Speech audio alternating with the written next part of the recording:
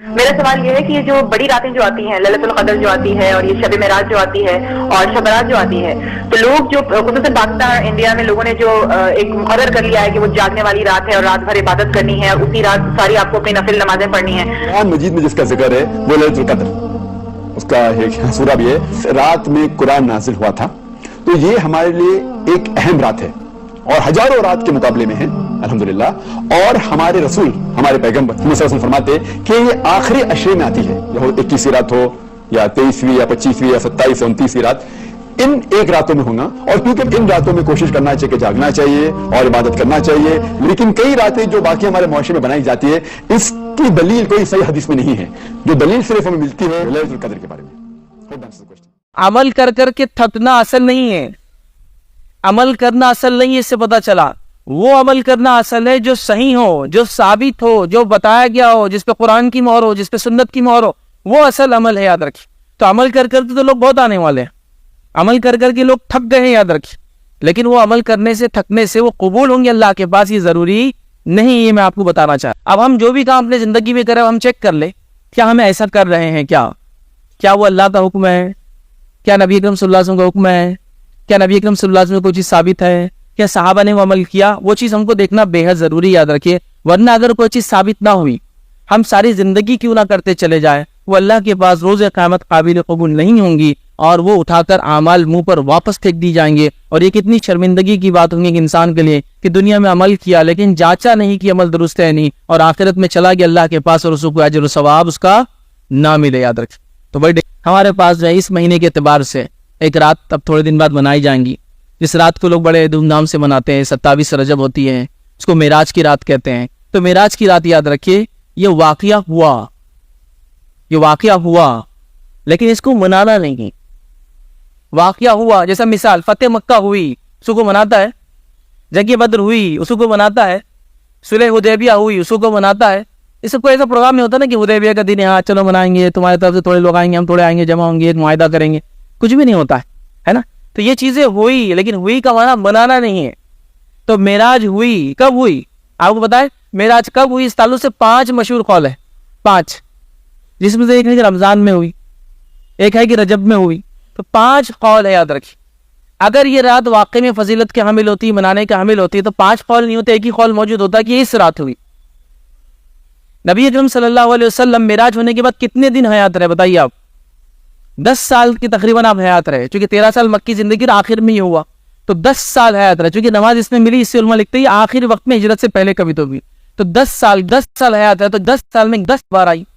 ابوبکر صدیق کی خلافت میں 2 بار آئی، چونکہ ان کی خلافت 3.25 سال تھی۔ عمر ابن خطاب کی خلافت میں یہ رات جو ہے تقریباً 10 سال آئی۔ عثمان ابن عفان کی خلافت میں 12 بار آئی، اور اس کے بعد، لیکن ان میں سے خلفاء راشدین کا 30 سال کا دور ہے، نبی اکرم صلی اللہ علیہ وسلم 10 سال کا دور ہے، 40 سال میں کسی نے بھی نہیں بنایا اس کو۔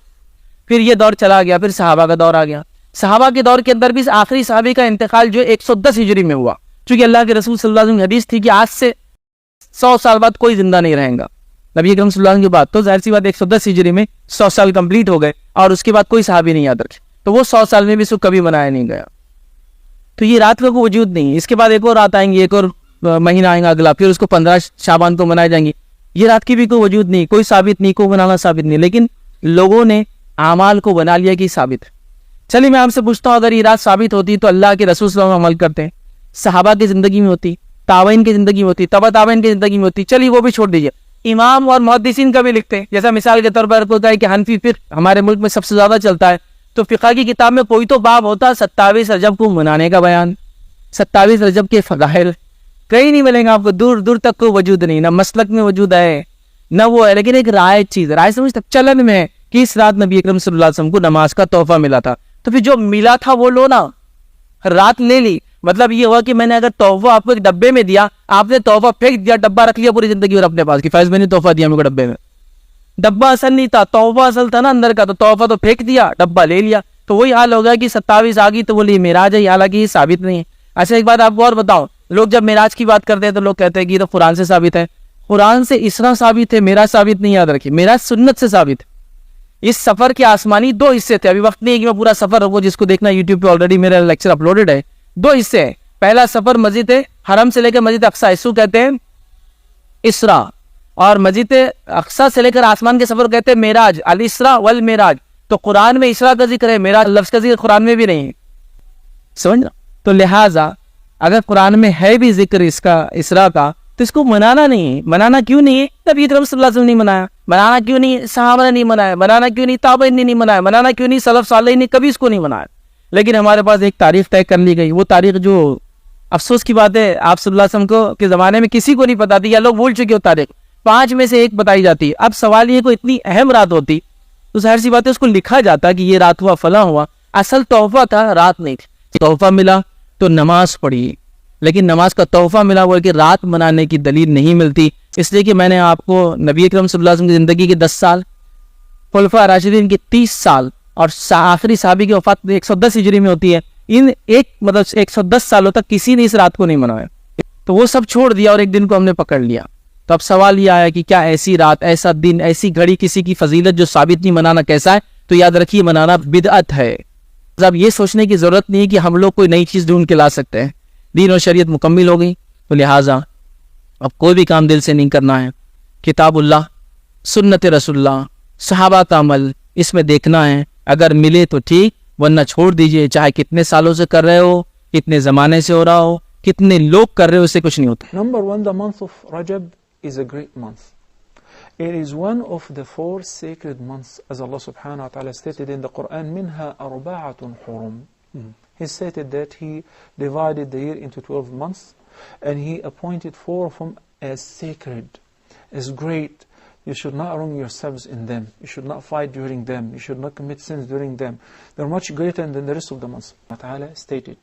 To specify any of these months with specific act of worship, we need a reference. We need a sound hadith that the Prophet ﷺ used to fast during Rajab more than any month else. We do not have any of that. We just have some cultural traditions that they celebrate on the 27th of Rajab, the night of the Mi'raj, Isra and al-Mi'raj.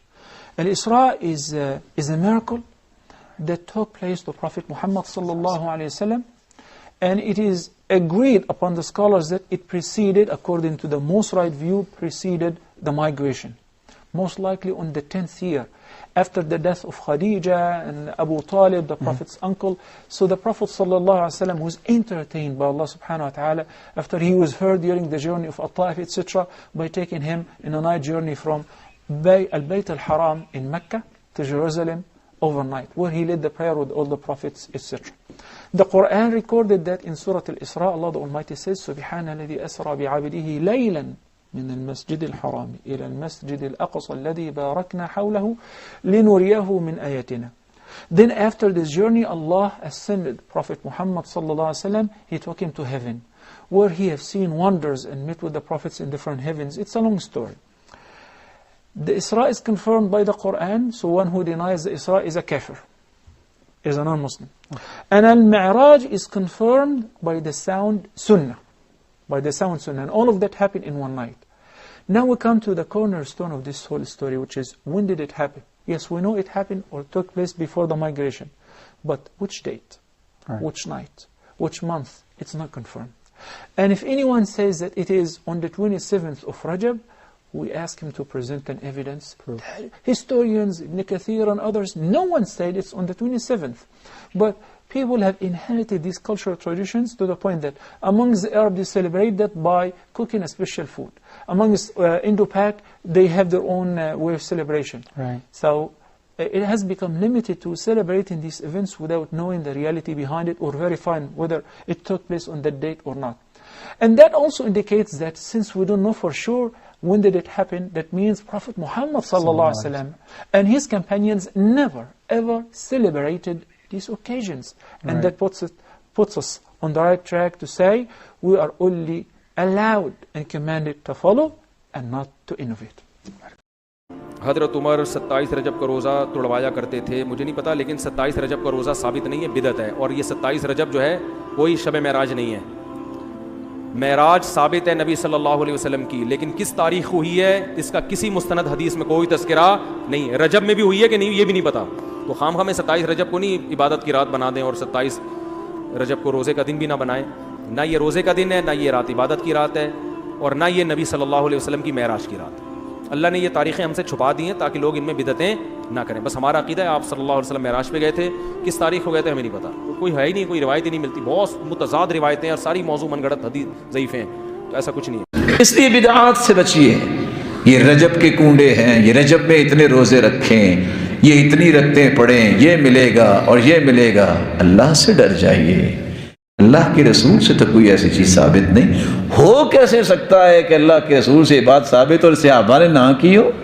جانتے ہیں صحابی کون ہوتا ہے؟ جو ایک ایک سنت پہ جان نشاور کر دیتے تھے. دنیا کے اندر علم پھیل چکا ہے, مکتبات موجود ہیں, دنیا کی کسی کتاب میں کسی حدیث میں ایسا لکھا ہے کہ اللہ کے رسول نے یہ کیا ہو, اللہ کے رسول کا کسی صحابی نے ایسا کیا ہو. آپ روزہ رکھیں گے تو اتنے رمضانوں سے بھی زیادہ فائدہ ہوگا. کیسی عجیب بات ہے. کبھی انسان کو اپنی عقل سے بھی سوچنا چاہیے. بھی سارے سال سے تو افضل روزے بنائے رمضان کے, اور ایک بات اچانک سامنے آ جائے کہ رمضان سے بھی کوئی افضل ہے, کو مانے گا عقل مند؟